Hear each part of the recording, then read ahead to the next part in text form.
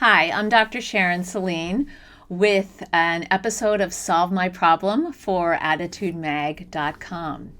And here's today's question.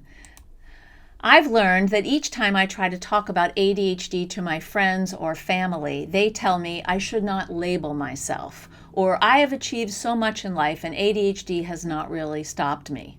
Or if it was that bad, you would not have survived in corporate America, etc. It feels as if they get triggered when I talk about my ADHD somehow, but it leaves me feeling very invalidated and no one to talk to from my close family and friends. This sounds like a very difficult situation. It's interesting to me that people are telling you not to label yourself and kind of dismissing and minimizing your experience of having ADHD or getting an ADHD diagnosis, that somehow it's not really that bad. And what saddens me about this is that actually nobody knows what your experience has been like living as a neurodivergent person other than you. You know what your challenges have been. And for them to say things like that, I can't tell if they're judging you or if they're trying to be reassuring. It's just not clear to me. Either way, I agree that it's invalidating and it could leave you feeling very alone and unseen. In situations like this, I think that it would be useful maybe to talk about some of the characteristics or traits of ADHD that you struggle with rather than the umbrella term of ADHD. So if you bring up ADHD and someone says, you shouldn't label yourself, you can say, well, that label actually is helpful for me because it encompasses some of the challenges, the executive functioning challenges that I've lived with that I thought were just, unique to me, but actually indicate that I have this condition.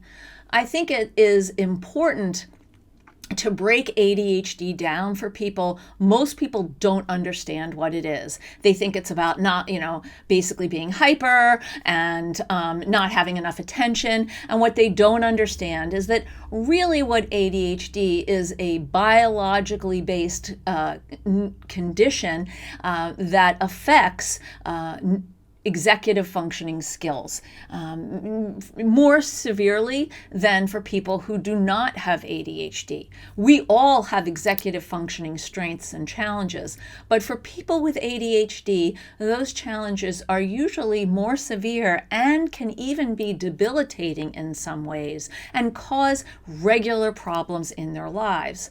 I struggle with time management. And my struggles with time management not just affect me and are problematic for me, but they affect my work, they affect my family relationships, they affect my friendships. There's a broad swath. And even though I am working on my time management skills all the time and they're getting better, I believe this is a lifelong challenge. And so I think that it's helpful if you can talk about some of the specific challenges that you have, which might trigger someone less than saying you have this condition. I think that in today's world, there's a lot of labeling that is going on. People are very much putting out on social media, I have this, I have that, and I think that the effect of that is that otherwise people who would be compassionate and understanding feel a little bit hardened to whatever you're presenting about your life with ADHD. So the more specific you can be, I think that's important. Secondly, and perhaps most importantly, I would urge you to join a support group of other professionals who have ADHD, whether that is through something or webinar or something that's happening through Attitude or other organizations such as CHAD or ADA. Those are places where you can find some like-minded people who've had similar experiences and you won't feel so alone. So I wish you luck on your journey, and I hope that you find some people who really are compassionate and able to meet you where you are. I'm Dr. Sharon Saline with this episode of Solve My Problem for AttitudeMag.com.